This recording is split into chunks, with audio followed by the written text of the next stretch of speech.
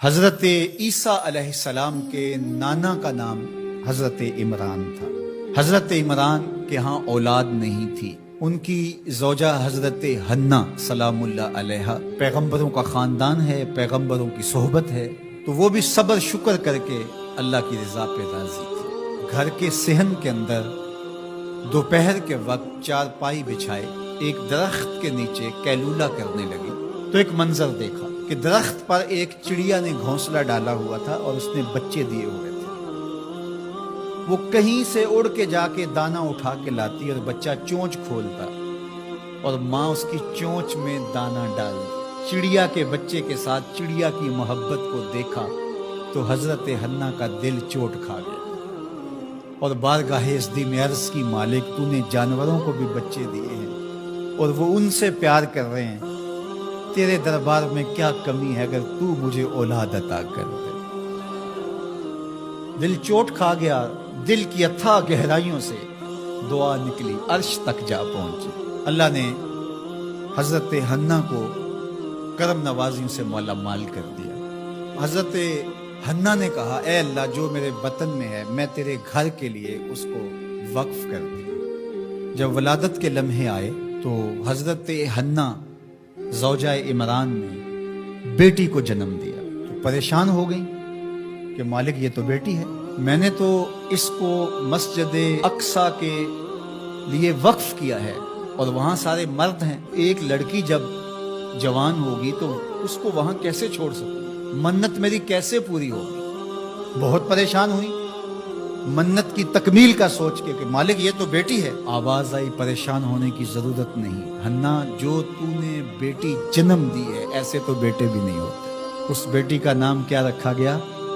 مریم سلام اللہ علیہ۔ بیٹی جوان ہو گئی تو منت یاد آئی کہ اب اس کو بیت المقدس میں ہم نے وقف کرنا ہے۔ پریشانی ہوئی کہ اب 300 حجرے ہیں جن میں مرد ہی مرد ہیں، ایک تنہا عورت کیسے وہاں رہے گی؟ تو یہ سوچا کہ کوئی بوڑھا بزرگ ہو جس کی کفالت میں ان کو دیا جائے تو وہ ان کی دیکھ بھال کرے، ضروریات کو پورا کرے۔ تو بہت سارے لوگ اس سعادت کے لیے تیار ہو گئے۔ پھر قرعہ ڈالا گیا، قرعہ فال نکلا حضرت زکریا علیہ السلام کے نام۔ اللہ کے جلیل القدر پیغمبر اور رشتے میں خالو بھی لگتے تھے، کہا یہ سعادت میرے ذمہ رہی، اور چونکہ ان کے ہاں بھی اولاد نہیں تھی انہیں کہا ٹھیک ہے ہم اسے بیٹی بنا کے اس کا خیال رکھیں گے۔ حضرت زکریا علیہ السلام نے ایک حجرہ مختص کیا حضرت مریم کے لیے اور ان کی ضروریات کو پورا کرتے، کھانا دیتے۔ جب کہیں جانا ہوتا تو حجرے کو باہر سے تالا لگا کے چلے جاتے، افطار کے وقت یا رات ہو گئے ہیں تو سحری کے وقت پھر آ جاتے۔ ایک دن حضرت زکریا علیہ السلام تالا لگا کے کہیں گئے کام، واپس آتے ہوئے دیر ہو گئی اور افطار کے لمحے گزر گئے۔ بہت پریشان ہوئے تو خیر سامان لے کے تیزی سے پہنچے اور آ کے دروازہ کھولا۔ وجد عندہا رزقا، تو دیکھا بے موسم پھل پڑے ہوئے ہیں۔ حیرت تو یہ تھی کہ پھل ہیں، دروازہ مقفل ہے، باہر سے کوئی اندر نہیں جا سکتا، اندر سے کوئی باہر نہیں آ سکتا، پھل کیسے آئے؟ پہلی حیرت تو یہ، پھر پھل بھی بے موسم۔ قال یا مریم ان لک ھذا، اے مریم یہ کہاں سے آئے؟ قالت ہوا من عند اللہ، کہا یہ میرے اللہ کی طرف سے آئے، یہ مجھے میرے رب نے دیے ہیں۔ ان اللہ یرزق من یشاء بغیر حساب، وہ جس کو چاہتا ہے بغیر حساب کے عطا کرتا، اس کے لیے کوئی مشکل نہیں ہے۔ جو ماں کے پیٹ میں بچے کو رزق دیتا ہے، انڈے میں چوزے کو رزق دیتا ہے، وہ حجرہ مریم میں مریم کو رزق نہیں دے سکتا؟ اب حضرت زکریا علیہ السلام کا ذکر آپ نے سنا کہ ان کے ہاں اولاد نہیں تھی اور عمر کتنی ہو گئی تھی؟ 120 سال، اور آپ کی زوجہ کی عمر 100 سال ہوگی، تو اب تو امید بھی ختم ہو گئی اولاد کی۔ لیکن جب بے موسم پھل دیکھے نا تو اندر چھپی ہوئی امید کی موہوم سی جو چنگاری تھی وہ بھڑک اٹھی اور حضرت زکریا نے ہاتھ پھیلا لیے۔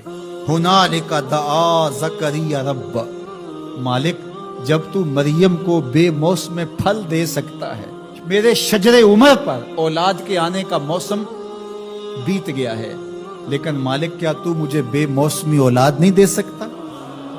حضرت زکریا وہیں کھڑے ہو کے دعا مانگنے لگے۔ معلوم ہوا جہاں رحمتیں اترتی دکھائی دیں وہاں دعا مانگی جاتی۔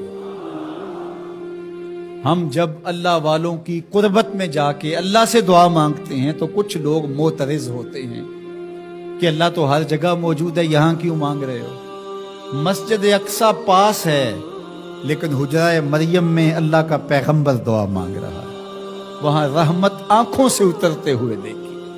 ان رحمت اللہ قریب من المحسنین، اللہ قرآن میں فرماتا ہے میری رحمت محسنین نیکوکاروں کے نیڑے ہوتی ہے، اس لیے ہم اللہ والوں کے قریب جا کے اللہ سے مانگتے ہیں، مالک تیری رحمتیں یہاں برس رہی۔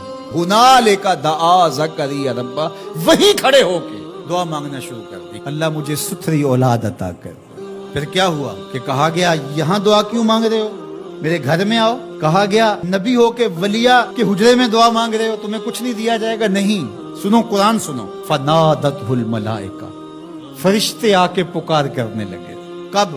وَهُوَ قَائِمٌ يُصَلِّي فِي الْمِحْرَابِ، وہ حجرے میں کھڑے ابھی دعائیں مانگ ہی رہے تھے، فرشتوں نے آ کے ندا دی کیا؟ ان اللہ یبشرک بیحییٰ، اے زکریا تمہیں مبارک ہو، ہم تمہیں یحییٰ عطا فرمائیں۔